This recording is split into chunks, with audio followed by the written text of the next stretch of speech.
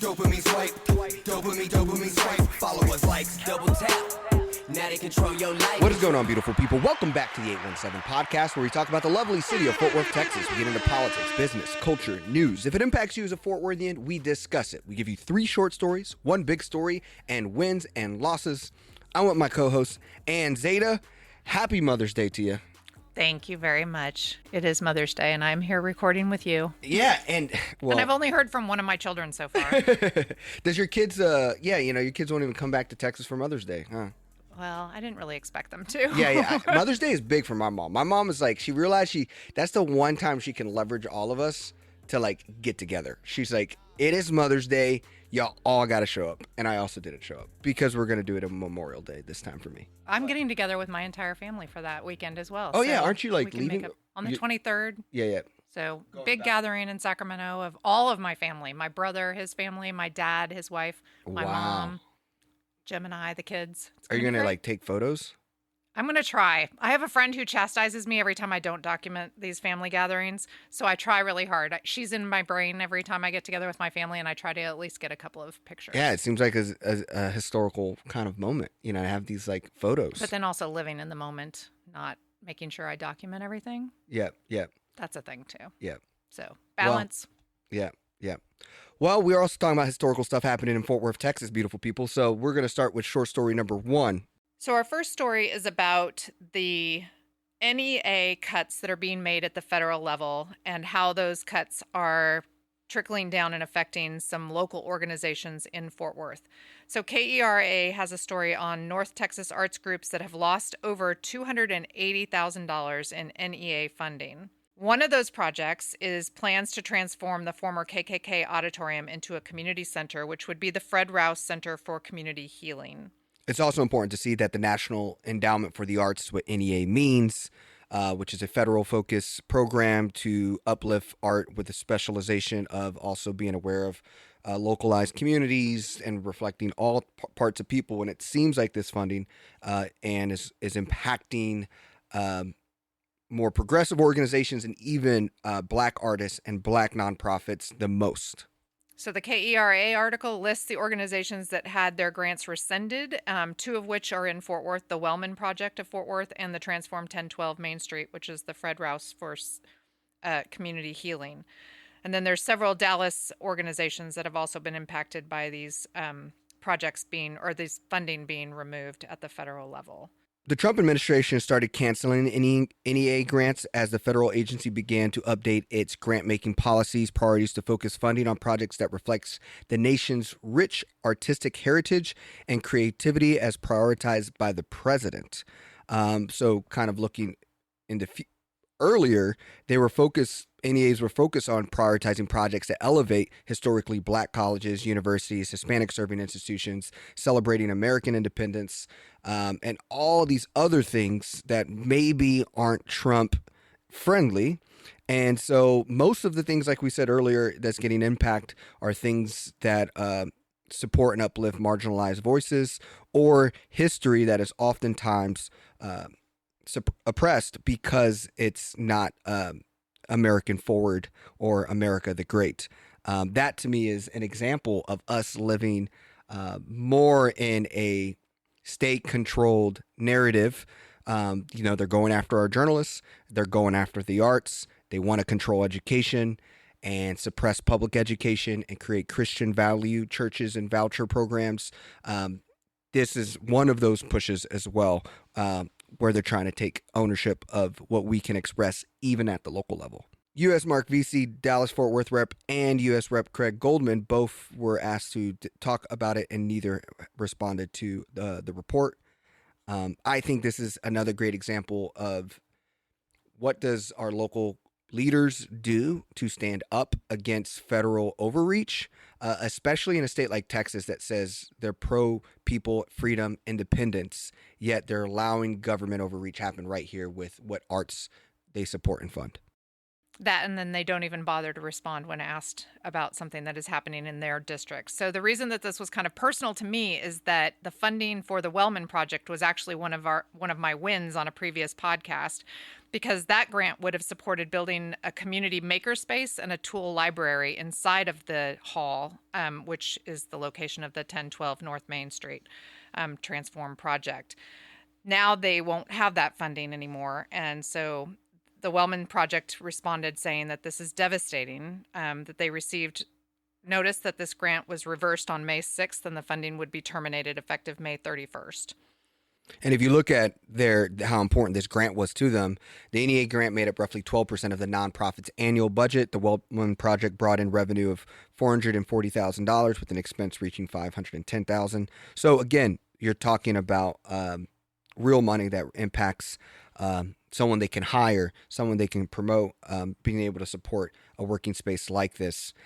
This just is going to continue to be something we monitor and watch as our local people continue to allow this to happen. You also have in January, the Arts Gallery at TCU received $10,000 from the NEA to support the Indian Removal Act, the third exhibition from Native American artist Joe Harjo. So the university has not received notice that its grant has been rescinded. So I'm wondering even too is who are they taking funds from and who are they not? And again, it looks like Black and brown institutions or nonprofits.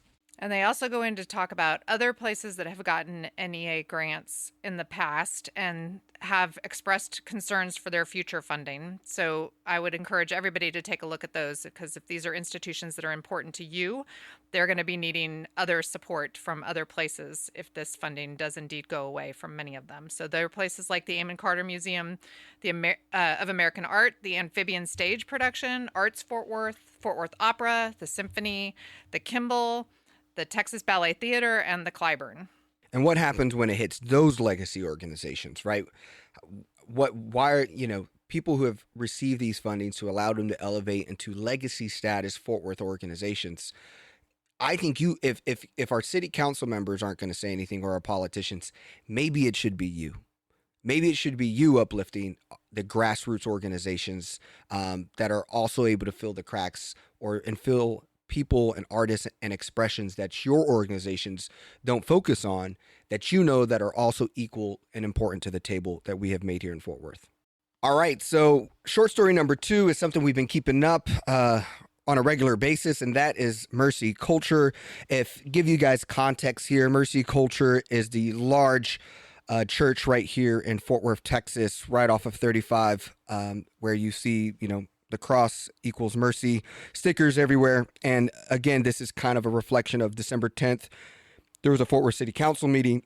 Our city council members really allowed and did not even challenge this church, which is an example of Christian nationalism, an example of two people, Landon Schott, Heather Schott, who have cried and said that the Democrats are the devil. They constantly push radical agendas on politics and supporting and endorsing candidates, bullying more centrist Republicans like our council.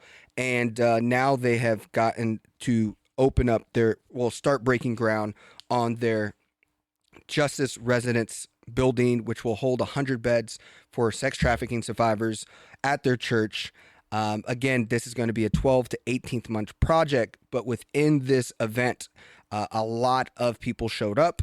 You had Judge Tim O'Hare, you had Sheriff Bill Wayborn showing up, and a lot of the story, in my opinion, is on how these political officials talked about this breakthrough. You guys, if you've heard past shows, my personal opinion on Mercy Culture and what I call their exploitation center. And the only reason why I say that is because Heather Schott has literally said that we are going to find people who are in need and then use the Spirit to save them. So you're creating a congregation and people to also believe in your radical idea of Christianity. And so now you have Bill Wayborn and Tim O'Hare. You actually sent me those DMs from the Instagram stories and reels that the Star Telegram posted. What was your initial thoughts? So the first I saw of this was actually on the Star Telegram. Reporter was there live and was putting in the Star Telegram stories on Instagram, kind of little snippets of the various people who spoke at the groundbreaking. And as you indicated, our Tarrant County Judge Tim O'Hara was in attendance, and he feels that there is a revival and a reform going on, not just in America and not just in Texas, but right here in Fort Worth, right here in Tarrant County. He shared how hundreds of Christians had gathered with him the week before in the National Prayer Luncheon, and nodded to a measure passed by the Tarrant County Commissioners in April that would allow the Ten Commandments to be placed on county grounds, and then spoke to the neighbors around and being good to neighbors, which I found a little bit incorrect in that this church has really not been a very good neighbor to the neighbors around it. And hearkening back to the concerns that we raised when this zoning case came forward, was just that having this type of a facility that is broadly known where it is located, the address of it, where these victims of sex trafficking will be located, makes them vulnerable. And the folks that are doing this work are there doing the work to try to make people believe a certain thing religiously wise, and not necessarily people with expertise in handling the trauma that folks that might be in this facility have experienced.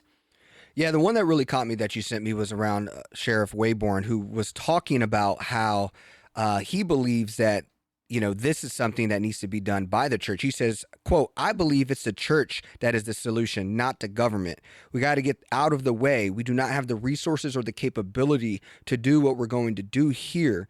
That to me is a scary phrase, because when you're talking about an institution, the government, and when you look at police force, I mean, just our city level, which I understand is different from county, but a lot of the, you know, we're half the county, and half the county, I would imagine that, you know, and it's denser. I imagine a lot of these cases happen within Fort Worth. And when you look at that, they have a $330 million budget, and we just had Post Malone take a picture in a SWAT tank. So there's funding and resources, yet he is allowing to say that we can't handle 100 people and 100 beds, and that we need this help. And not only is that he's saying that we need churches to be doing this. And I think that's an example. The difference between a government and the institutions helping us with aid is that it is about supporting citizens. When you start allowing things that are so subjective, like mercy culture, to start providing services, then there becomes an agenda, right? There becomes an agenda. When there's a public library, the public library is open for all thoughts and ideas, and you get a card to get access to this library. If Mercy Culture starts hosting our libraries, you will then also see that you don't get the same types of books. And so now you're not going to get the same types of services when you need people to be getting objective, science-based, therapy-based, but then also what people in this situation, if I had someone going through this situation, need is someone who has no agenda and is not trying to sell them a used narrative and ideology. And that's ultimately what you're here to do, is I'm going to pressure cooker you into becoming an evangelical radical for my church. That's to me the biggest problem with having our police sheriff who is dealing with this situation. That to me is a big part here. And if anything, I've said this also, you're over 70 deaths since your tenure here as a sheriff. Maybe they could help you house some people who you are not able to do so. That seems like an opportunity for you. So the Fort Worth Report article also mentions that also in attendance were Fort Worth Mayor Pro Tem Gina Bivens and Mercy Culture Elder Michael Brown, which leads us into a second story having to do with Mercy Culture. And that is that Mercy Culture backs church elder facing dueling reports on sexual misconduct allegations. So leaders of the Fort Worth-based megachurch Mercy Culture say they will stand with Elder Michael Brown, joining a group of religious leaders publicly rejecting a recent third-party investigation concluding that Brown engaged in sexually abusive misconduct in the early 2000s. And don't also forget the Gateway pastor, Robert Morris, who is also like the godfather who kind of like gave Mercy Culture the runway to like lead another kind of church in Tarrant County. He's going through 5 cases of missexual behavior and technically has 50 years on him for each case that he's now being able to challenge in Oklahoma. So you have 2 stories of sex offenders. And now these Mercy Culture people are supporting these offenders while saying they're going to support sex traffic victims. Like, another example how this doesn't seem like our own sheriff saying these are the right people to do the job. And that is a dangerous part where it's not even that they endorse and support this person. The guy you mentioned was at the event. Like, you would at least think like, hey, bro, like, you know, maybe this is not your thing you should be at, you know, like it's kind of like, you know, if we were having someone who's trying to be sober from alcohol, you wouldn't invite him to an alcoholic party. This guy's showing up to a place where he already has cases of slapping 20-year-olds on the butt, kissing them, you know, trying to kiss them on the lips. You know, these are things that like, guys, we're now allowing, think about it. And I'm saying to think about it because it's hard to even fathom. Who is going to keep these people accountable when the lights are off in this center? And 6-foot old white men are walking through the halls. Who is going to keep these people accountable? This should be a bigger thing we should be talking about, and we're not.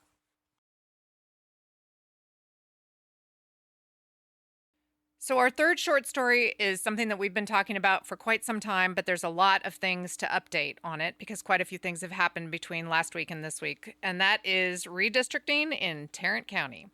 I think as we were preparing for this show, we were both lamenting the fact that there hasn't been a whole lot of coverage on this news-wise, and so finding articles about it has been a little bit challenging, but Chris Tackett has continued to keep us all up to date in his Substack. And so he has, It's Not Democracy, It's Manipulation.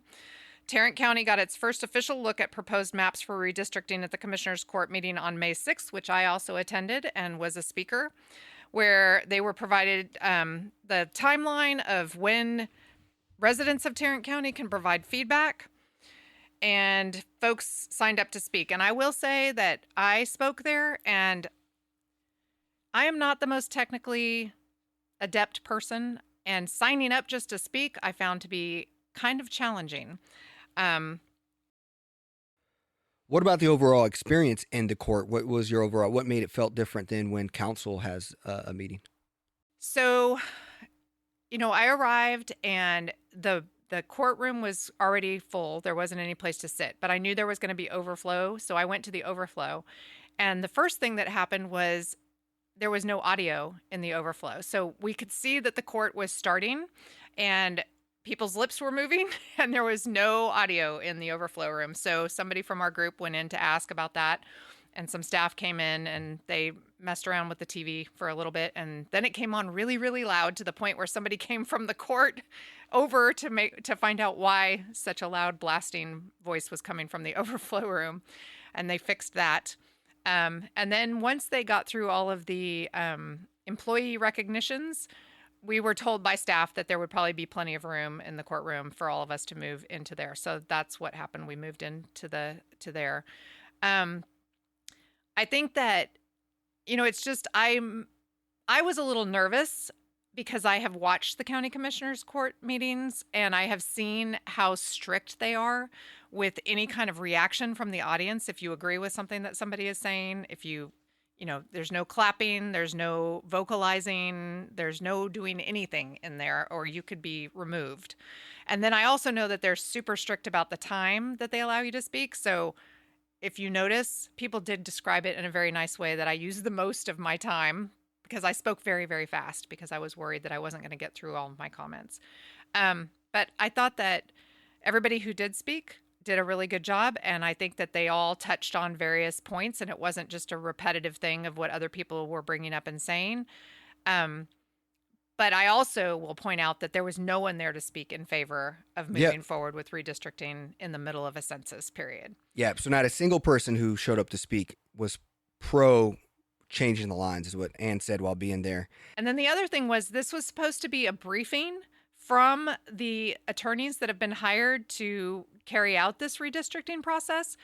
And I looked up the material that was in the packet thinking that there might be some PowerPoint or, bullet points or facts or something about what was going to be presented in this briefing. And literally it was just there will be a briefing. That was the extent of the description of what was going to be on the agenda.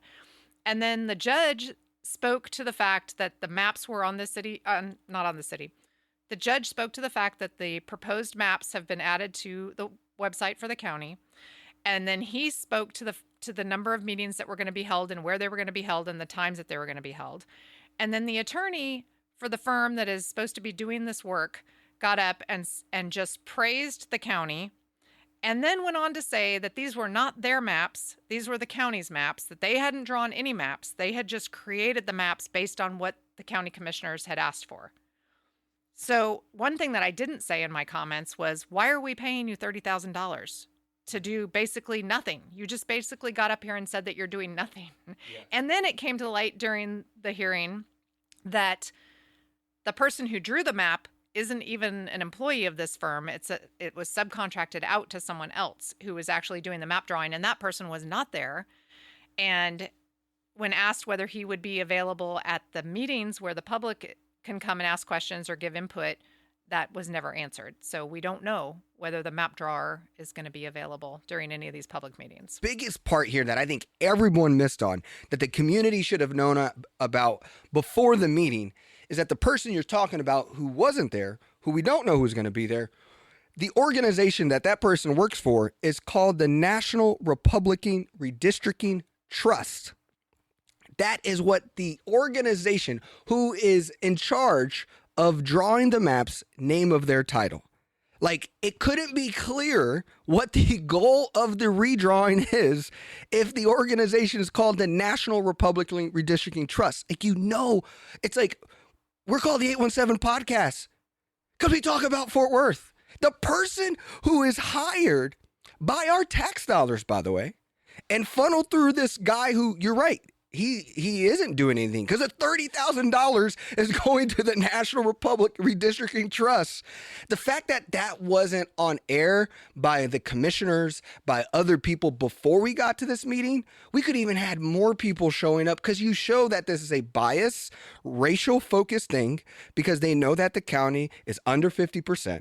And now they're trying to have 3 precincts with nearly 60 or more % white county majority precincts against one, pack all minorities into one, making their seats making this county again more red, so that they can get away with crazier stuff. Understand that Keller ISD in 2 months tried to switch a school and separate schools, and they had hundreds of people at these things. We had tens of people at this thing.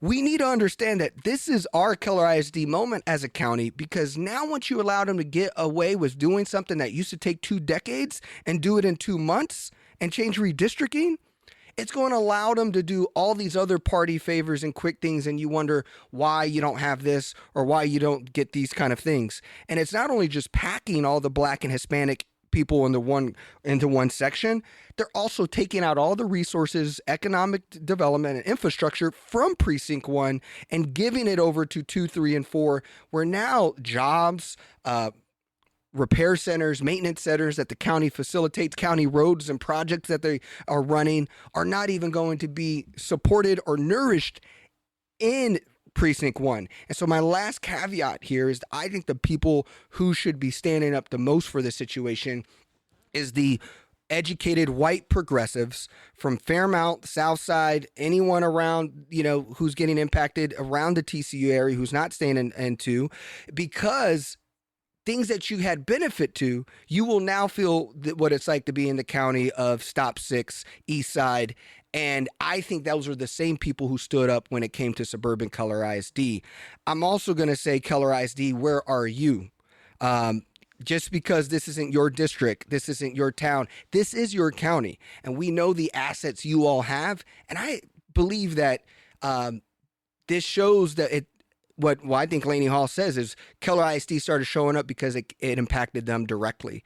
And I think if those same people aren't showing up to county stuff, I think it just shows how front-facing they are, and I think that's also a disappointment from suburbia white communities that should be standing up for this situation as well. Well, and Commissioner Elisa Simmons showed up for them, and that wasn't her district. And the great point, Ann. I mean, she showed up, stayed all night, standing up for them at their meeting. And I think that the next kind of now go into some action steps of what we can do here. We have May 13th, Azle ISD, which is Manny Ramirez section, and I know you're a part of Manny Ramirez precinct. He picked the furthest way. I would be if this redistricting occurs. I'm in District 1 right now. And you would be in his if you got to 2. And so, this is all the way up into Azle, which is 40 minutes from where we are right now. And so he's having his feedback in the furthest place of his precinct. May 14th, we have Precinct 1 redistricting in the Como area. And then May 17th, we have it in Saturday in Arlington. And then as well as a community meeting in Broad Baptist on May 17th. May 20th, Commissioner's Court. If you're listening to this podcast and you're asking the one thing that you can do if you can't make to any of these kind of public hearing meetings, which technically the judge is also supposed to be at, signing up to speak, packing the court on May 20th, is so important to stopping any possibility of stopping this from happening. Then May 21, we have Precinct 3's redistricting public hearing. June 2nd, community meeting again. And then June 3rd, Commissioner Court proposes a vote on a map. And then it's done. Well, and the other thing that came out, too, was the fact that in that meeting, Commissioner Simmons made it very clear that she and Commissioner Miles think that we should stick with the maps that we currently have. But if you look at the county's website, it still has the current map labeled current map. And then there are 5 options that are listed. Option 1, option 2, option 3, option 4, option 5. So my question is, and her question was, and I don't think we've gotten a satisfactory answer to it, is if Commissioner Simmons and Commissioner Miles both agree that we should stick with the current map, shouldn't that be labeled as an option? Because those are 2 commissioners that have said that that's their choice of the map. And the firm that has been hired to create these maps says that he's only creating maps that were provided to him with input from these commissioners. So if that's their option, that should be listed as a option. And then how in the world did we end up with 5 options from the 3 remaining people on the court? There's the judge and 2 other commissioners, and there are 5 options available. Yeah. So whose maps are whose, and why do they get 5? Yep, absolutely. And so you're going to hear more of this, obviously, throughout the time until June 3rd. But we have a list of resources. You should also join our Discord, the 817 Gather Discord. There's an entire sub-channel within the Discord where we're just talking about redistricting and what to do and how to get out to these events, what to say. And then there was just, again, this great resource by Lone Star Project that's kind of showcasing all the stories and why this is a racially motivated thing where Tim O'Hare wants to keep Tarrant County the conservative capital. This is, remember, where Tarrant County goes, where Texas goes, the country goes. And that's why this is now getting national attention. And the ACLU and the Southern Coalition of Social Justice, the Texas Civil Rights Project at the state level, have now wrote a letter to the judge and the commissioners talking about legal concerns regarding proposed county commissioner precinct redistricting and how this is a racially motivated and unnecessary thing that is against the Voting Rights Act. So I know you were on the meeting around this while they were kind of talking about a potential letter which could maybe lead to a potential case. I think they were talking about a potential lawsuit, and this letter highlights some of the items that would be relevant to a lawsuit going forward, that this is mid-decade redistricting in an already balanced precinct, and it's unnecessary. So the 2 other elements that they bring up is that the current redistricting process and proposed maps have elements of intentional racial discrimination. And finally, to the point that was made several times in the commissioner's court meeting, redrawing the commissioner precinct lines would be an unnecessary and costly endeavor. Well, I do appreciate that you were able to get out there. I think your voice, as someone who sat on council, city council, for redistricting experience, talked about how much feedback, how you guys participated, was a strong voice there. And shout out to other 817 Gather members. I saw Nydia Cardenas there, Carla as well, and a couple other people, Mindy Tackett there. And so it's important that you guys continue to do that. And your voice obviously holds weight as a former city council member. So we're going to move into the big story. The big story is kind of a growth to this. We just got out of the election results, and now we're talking about really where does the money go in Texas and in Tarrant County. And so one of our distinguished kind of guests that we constantly have is Alex Montalvo with the Catalyst Project. And I think he brought up something that I thought was really important around when we look at funding. And it's around how do Democrats fund the far right? And I know it sounds crazy. What do you mean Tarrant County Democrats funding the far right? Well, what's fascinating and something that I don't think is talked about enough, because I think, and this is one of those things when we talk about like what was okay back in the day that's not okay today, one of those things is using a consulting firm called Murphy Nasica. So Murphy Nasica is a Republican consulting firm which really has strong data points in Fort Worth of basically being the firm if you use them, that means you're the legitimate contender in that district. And if you use them, you're going to get the police association endorsement. You're going to get the grabs of people like Betsy Price, and also relationships to their other PACs. And so what Alex showcased with his organization is how a lot of now Democrats are using this as a way to get to where they're trying to go in their own districts. And so an example here is you have Democrats, identified Democrats like Carlos Flores, who uses Murphy Nasica, Jeanette Martinez, Pastor Michael Moore, Mia Hall, and Leah King have all paid for this right consulting company to support their campaign. And so when you look how much money goes to Murphy Nasica from a Democratic campaign, this last go around, it was over $183,000. And so what he kind of basically says is if you've donated to any of these candidates, your dollars could have directly went to this right-wing consulting company who then gets these people their police endorsement. Mia Hall does have Betsy Price endorsement. All these things that I think, again, when we talk about the foggy Fort Worth flow of politics, I think this is where a lot of people, either consciously or unconsciously, doesn't realize how intellectual and aware Fort Worth is becoming about how you move, how you receive dollars. And I think this is a big piece of like, what does this need to be looking like in the future? Yeah, and I think that sometimes the excuse that is given is that these are nonpartisan seats. And I've heard that multiple times from the folks that have that are still trying to say that. And you would probably put me in the category of people who continue to try to say, well, we should try to still be nonpartisan in these nonpartisan seats. But clearly that is not what is coming out in the wash when it comes to the results.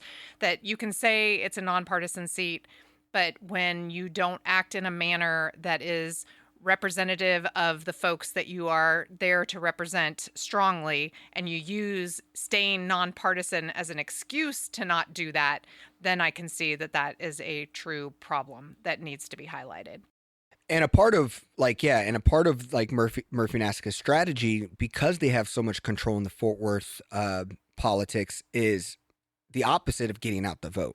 It's they know how to control the vote. And by understanding that, by having less people vote, their kind of metrics and things works. Only 61,000 Tarrant County residents voted early this cycle. There's over 1.2 million registered voters. That's 10K less than in 2023. While these Democrat campaigns fund the far right, the strategy is to continue to not get communication outreach to Democratic voters. Look at Carlos Flores' seat, where Carlos Flores won re-election with 1,900 votes. So I think there's a lot of validity here what Alex is saying. And now I think why this is important is you have a runoff. And I think this runoff is between Daryl Davis in District 6 and Mia Hall. But I don't know how this is really ultimately going to land here, because it's gonna feel a lot closer, I believe, because Mia Hall got upwards of mid 40s in the first election. But how much of that comes back to her when now it's the real committed voters coming to see these things, and those committed voters are more informed, they're more aware of situations. Is people going to come out passionately for Mia Hall, or people going to come out passionately for Daryl Davis because of things like this? And I think what Alex and Catalyst Project is saying that it's important is funding progressive grassroots organizers is possible, because one of the people who didn't do well, who took all this money, was Michael Moore. Michael Moore got over $100,000 in funding to fight against Deborah Peoples, who was the progressive Democratic candidate in District 5, who won outright, who didn't have near the dollars that Michael Moore had. So the real question here is, if you get a good candidate, can a good candidate with not a lot of money, but with the right money, be invested in progressive organizers and Democratic labor knocking on doors, talking in communities? You can defeat this Murphy-Nassaka strategy, but and I think he doesn't want us to be fooled by their success. And I think that's the overall message here, is finding the proper progressive talent to run in these races, and then funding the right organizations that get out the right people to get the right votes out. Now, what's interesting is there's also a lot of dollars, obviously, at the state level that moves things. And the Texas Tribune has had a really prominent article up on their site around how a rich Amarillo donor is changing his beliefs in backing, the Tim Dunns and Wilkes of the world. So what do you have there for us, Ann? So I went into the weeds of reading this entire article, and it was a little bit off-putting to me in that the main focus for me was the fact that someone with a great deal of money can have so much influence in our elections and the outcomes of our elections and how people run and who runs, and not put a whole lot of careful thought and understanding into where it is that they're putting their money. So this article is about Texas mega donor Alex Fairley, who joined forces with the GOP's ultra-conservative wing. And then he basically determined that he didn't like what he saw. But it took a lot of putting money in places that maybe he then decided later he didn't like quite how that felt. And I still think that he's probably putting money in places that I would not be aligned with him on. So I think the thing that was most off-putting to me in the beginning of this article is that basically he just emerged as a new power broker in Texas politics because he had so much money, and he could put so much money behind whatever it was that he decided to put money behind. And the Panhandle businessman was offered a chance to team up with the most feared and influential conservative figures at the Capitol. And he started off by basically doing that. And then when he got into the nitty gritty of all of that and saw how they were conducting themselves, where they were being very threatening to people and going after people in primary elections and challenging them for not being true Republicans, he kind of, I don't know, got a little bit of a sick feeling that he was helping forward this kind of activity. And he sat down with people who had been on the receiving end of some of these attacks and some of this way of campaigning, where basically untrue things were said and graphics that couched these people to be something that they were not were shown to him. And he felt like that wasn't really the way he wanted to conduct himself. But then he went on to be asked if one of his sons would be interested in running for an open seat in the Amarillo area, which I find interesting that the folks that approached him didn't think of his daughter. And so his response back was that of his children, his daughter would probably be the one that would be the most amenable to it and the best fit for it, that she was a true negotiator and that she had a lot of passion around the topics. And so he basically funded her campaign, but then the article goes into a lot of discussion about the speaker's race at the state level and whether he was going to support the speaker, which speaker he on the Republican side that he was going to support, whether or not his daughter in her new role in the legislature was going to change her vote to go along with what her dad was doing after having given a massive amount of money to her campaign and the optics of that. $500,000 to her campaign. Yeah. I mean, it's just mind blowing. It's like, your daughter, like some normal families, like my daughter wants a quinceañera, but like my daughter wants to play politician. Like, didn't impacts all of us. It's just kind of crazy that like I'm just giving $500,000 so my daughter can play politician is wild. Yeah. We have a new pope here, and what Pope I think says here is says it all well. What I think this story is to me saying, it says, quote, "To be called woke in a world that sleeps through suffering is not an insult. It's the gospel." So I think this guy was sleeping through giving his money away. And he is now woken up. Unfortunately, I don't think he's woken up enough. I think he's now just talking about more of the like state Texas capitalists. So like the Cornyn's versus Paxton. Maybe I'll go with Cornyn instead of Paxton. Burrows, kind of instead of the guy that lost from Mansfield. So I think this is, even Bud Kennedy said this is one of the most important stories in years around Texas politics and money. But it just, like you said, it just shows you how elementary it is. And I'm just dumbfounded when people say these are the people we need to rely on helping us with saving the poor, help with, nonprofit work, help with funding sex trafficking centers. Like these are the people who, are supposed to be able to know best when they have no idea where they're giving their money in the first place. Yeah, he basically refers to himself as being naive through this entire article. And it's really scary to me that someone who basically realizes that he's that naive has $20 million sitting in a PAC that he still basically is saying he's not sure what he's going to do with. And so the fact that money influences politics as much as it does in this community that we live in, at the federal level, at the state level, and at the local level, is really upsetting and does not make me feel comfortable about who are making these decisions. And as we watch the legislature in the work that they're doing right now, where bills that people have been fighting for a decade languish in committee and don't get voted out of committee because there's just so much nonsense going on. There's a meme that I've been sharing with people every time somebody posts about some of this stuff, and it's basically saying 0 days without any nonsense. And it's really disconcerting that this is how we govern ourselves.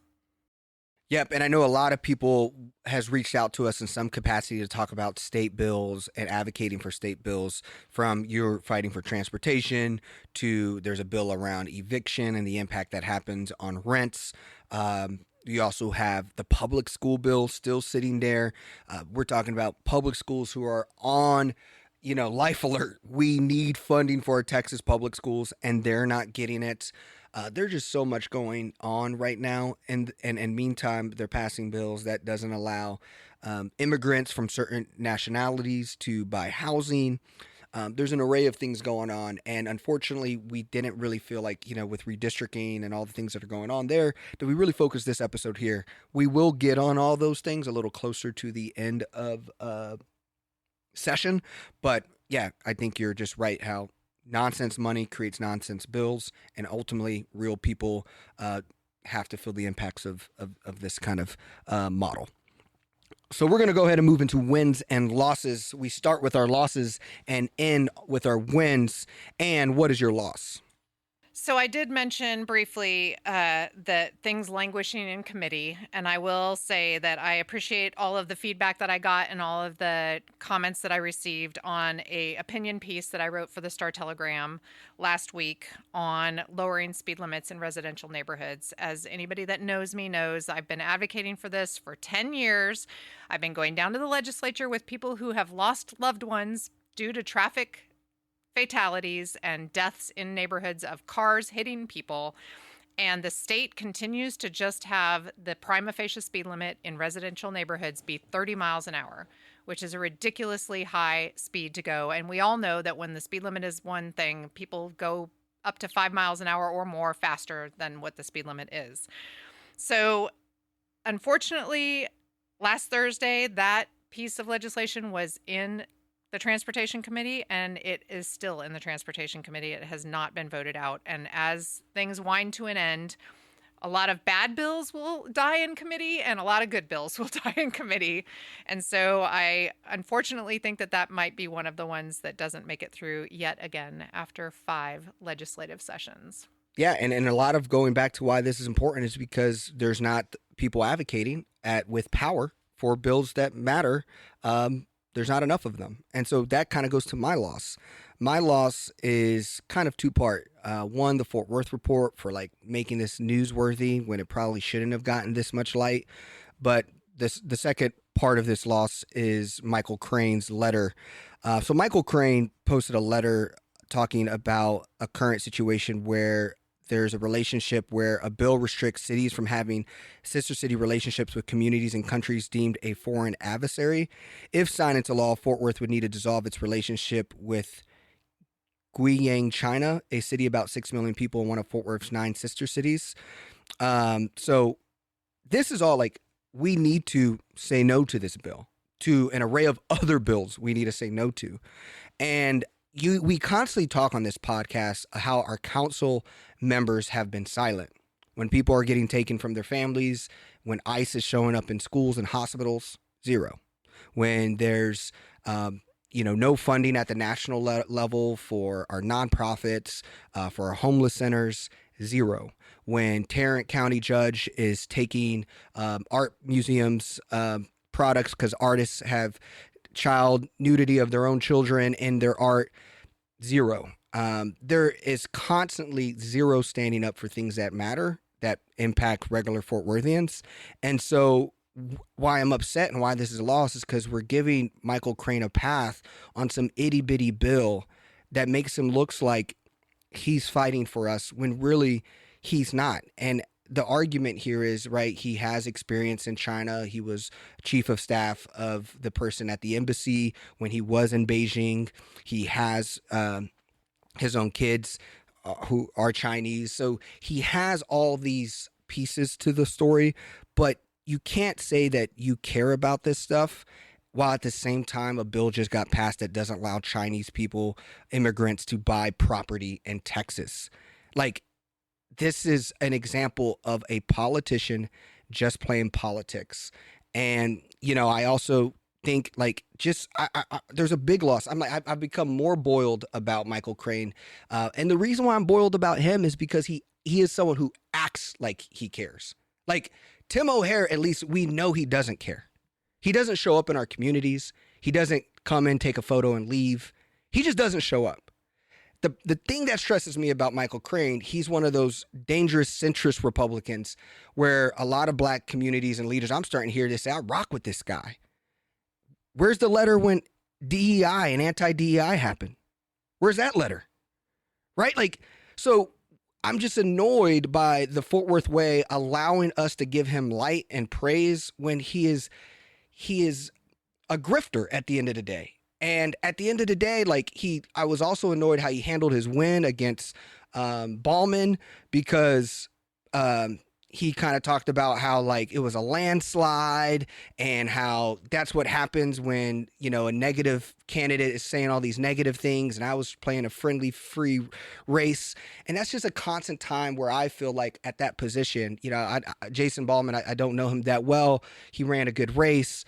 But to me, it's like, as someone who's constantly on the marginalized, one hand behind your back, one thing holding you down, and you see white men win and then say they won on equal footing and that they won in a landslide and that they were the good guy. This is the example of like white male privilege to act like they can exist in their reality when really, when you look at how much money you spent for your votes to compare to how much Jason Ballman spent on his votes, you spent 5x more dollars to get a vote. And simply because there's not a candidate yet in your district, and yes, your district is probably one of the hardest to win. But when you look at it from a dollar spent and a voter received, you spent a lot more money. And so this whole idea of that people like you, that people care, that you're this man, I just think it's an overall loss that we keep giving this guy a mic. And I think we have to realize for what he is. So I actually have a couple of wins, and they are both city related. As much as I wish the city would do a better job of engagement and involving the community in making decisions about their futures. There are a lot of things going on right now, which I think still need the silos to be broken down between them, but I think that there is progress.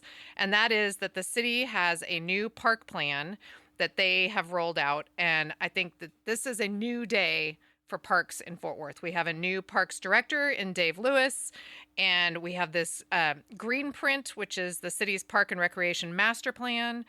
And we have the Good Natured program that is championed by the mayor to preserve open space and not allow development to just take over our entire city.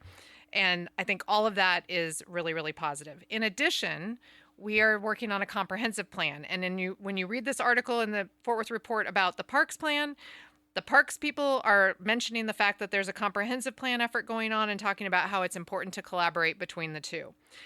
And then also in Transportation Public Works, there is this Move a Million plan that is looking at a lot of the corridors throughout our city and trying to improve those corridors to be complete streets that serve all people in a safe way. So hearkening back to my loss with people dying on our roadways because of high speeds and design and enforcement and education, all of which are important. One thing is not going to fix it. This Move a Million plan is looking at corridors in our community. And last week, I attended a public meeting in South Fort Worth in District 6 to talk about McCart. And McCart is an aging corridor that has elements of it that are commercial and residential and places where people need to cross more safely. And there's a lot of speeding and it's not that safe. But this plan is looking at the land uses along the corridor, the design of the corridor, the speeds on the corridor, the ways of getting around, multimodal ways of getting around. And I attended that public meeting and was super encouraged to see a lot of comments on all of the boards where they allow people to put Post-it notes to talk about what's important to them in favor of all of these kind of complete streets elements and adaptive reuse of aging strip centers and land uses that are more conducive to making places for people where people can live, work, and play, even in our more kind of suburban, sprawled areas of the community. And so I would encourage everyone to contact your city elected officials and ask them to be better about getting the word out about these opportunities, because I pay attention to everything. I get every newsletter, and I didn't know about this public open house on McCart until like 4 days before it happened. So I know there is still a lot of silos. I know there's a lot of elements being handled by staff in-house and elements being handled by consultants. And when all of those people are not following the same playbook of how to engage the public, sometimes that engagement piece falls through the cracks. But overall, a win from me for the engagement that is occurring, and hopefully we can continue to improve that. Yeah, based off of other people, it sounds like the parks communication is better than finding a police chief. So, hey, I'm glad there's some communication happening. Are you trying to turn my win into a loss? No, you know me, I'm a walking loss for everything Fort Worth right now. But so my one window, however, is the big tent collaboration that's happening around redistricting. I think redistricting impacts everyone, and it's nice to see everyone come together to be able to have a Zoom meeting that has, maybe some more legacy politicians or organizations to also be there with grassroots organizers is a huge win. I think it's a win to see you and go to the county commissioner's court and use your voice. I think we are constantly on the 817 pod, loving to when you step up and do those kind of things. And I think you really landed. I mean, honestly, I think it just shows someone like yourself who's spent decades building the right reputation, showing people that you're on the right side for Fort Worth. When you point out ugly, it lands. And so I'm just really thankful that you did that for the community. And I think we like to continue to see more of that on the 817 podcast. So here we have it, beautiful people. We just completed another episode of the 817 podcast. I keep forgetting to tell you guys at the beginning of the show, we got something exciting coming for you guys this month that we know every single one of you are going to love, but you just got to keep up and continue to listen. Anything you want to share or updates we have that you want to bring up? So we just want to make sure that nobody forgets that our next in-person gathering of the 817 Gather is May 18th. We hope to see many of the folks that have been attending regularly return, and if new folks want to join us, we are happy to have them as well. So that gathering is May 18th at 10 a.m. at Blank Co-working and Studio, and we hope to see many of you there. All right, beautiful people. See you next time. Now they control your life, control your life. Don't be frightened.